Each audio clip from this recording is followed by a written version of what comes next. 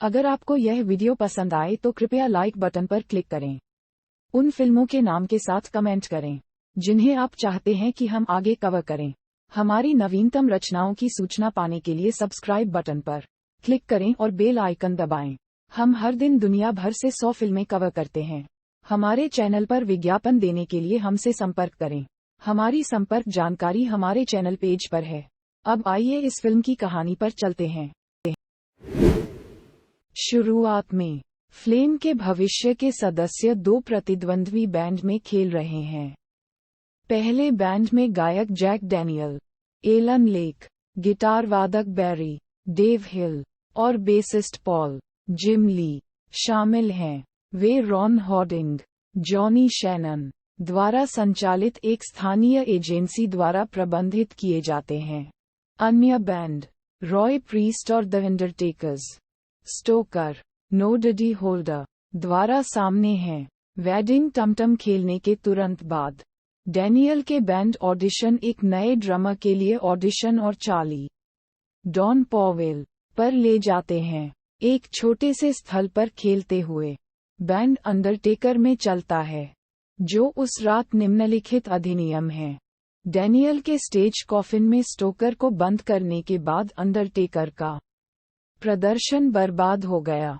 स्थल छोड़ने के बाद एक सड़क के किनारे कैफे में रुकने के बाद बैरी की प्रेमिका एंजी, सारा क्ले के साथ डैनियल और उनके बैंड को एक जल्दबाजी में पलायन करने के लिए मजबूर किया जाता है। जब अंडरटेकर उनकी तलाश में आते हैं, डैनियल के दुर्घटनाग्रस्त होने और पुलिस ने दोनों बैंड को गिरफ्तार करने के लिए एक कार का पीछा किया। स्थानीय पुलिस स्टेशन में सेल में पॉल को स्टोकर से ठीक से पेश किया गया है।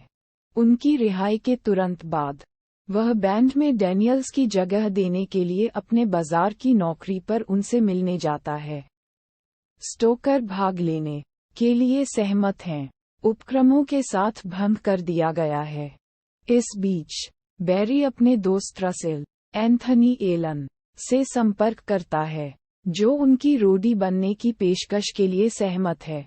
नवगठित बैंड जल्द ही एक छोटे से क्लब में अपना पहला प्रदर्शन खेलता है, जिसे हॉर्डिंग और एक प्रतिभा scout Tony Devin, Kenneth Coley दोनों ने देखा है। शो के बाद हॉर्डिंग और स्टोकर के बीच एक तर्क विकसित होता है, जिसके परिणामस्वरूप हॉर्डिंग उन्हें अपनी एजेंसी से छोड़ देती है। इसके तुरंत बाद स्टोकर को रॉबर्ट सीमो, टॉम कोंटी द्वारा संचालित लंदन स्थित एजेंसी की ओर से डेविन से एक पत्र प्राप्त होता है। बैंड को लेने की पेशकश करते हुए वे सीमो से मिलने और अपनी एजेंसी के साथ हस्ताक्षर करने के लिए सहमत होने के लिए लंदन की यात्रा करते हैं। अब फ्लेम नाम दिया गया बैंड ने अपना पहला रिकॉर्ड जारी किया, जो जल्दी से एक हिट बन जाता है। इसके प्रचार के हिस्से के रूप में वे टेम्स मुहाना में स्थित एक समुद्री डाकू रेडियो स्टेशन, रेडियो सिटी में नाव से पहुंचते हैं।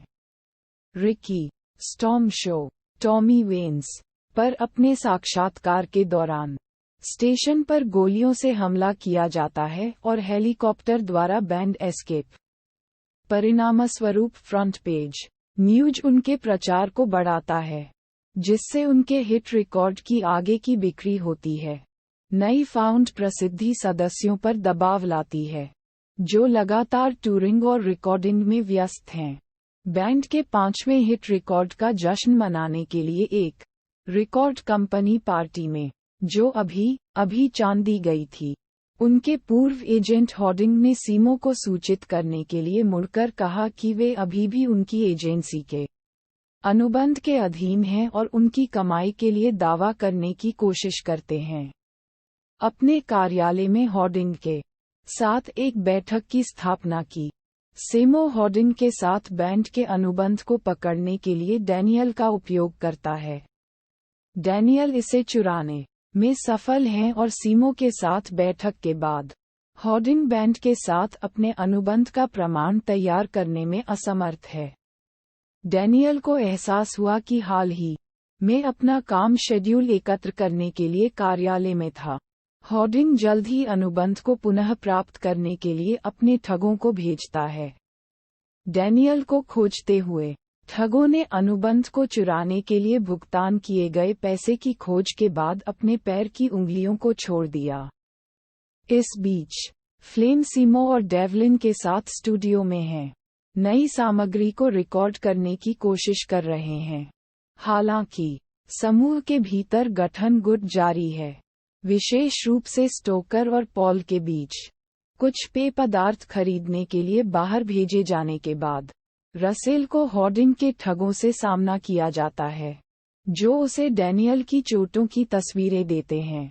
स्टूडियो में लौटने पर रसेल ने सीमो को सूचित किया, जो खतरे को नजरअंदाज करने का विकल्प चुनता है, और रसेल ने रोडी के रूप में छोड़ने का फैसला किया। इसके तुरंत बाद हॉर्डिंग सेमो के कार्यालय में अप्रत्याशित रूप से बदल जाता है, जो गुस्से में उसे दूर कर देता है। अपने सेल आउट दौरे की अंतिम तारीख पर फ्लेम स्टोकर और पॉल के बीच तनाव बढ़ने के साथ संघर्ष कर रहा है। अंततः शो के बाद पॉल ने बैंड, पैक और हेड्स को घर छोड़ने का फैसला किया।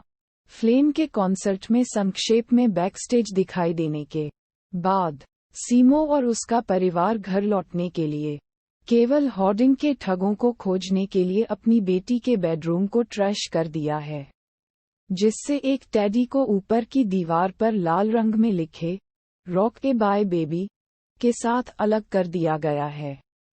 अगली सुबह होटल में हॉर्डिंग स्टोकर को सूचित करने के लिए आता है कि सेमो ने बैंड के अनुबंध को हॉर्डिंग के लिए त्याग दिया है। हालांकि स्टोकर ने खुलासा किया कि वे अलग हो गए हैं और कमरे से बाहर निकल गए हैं।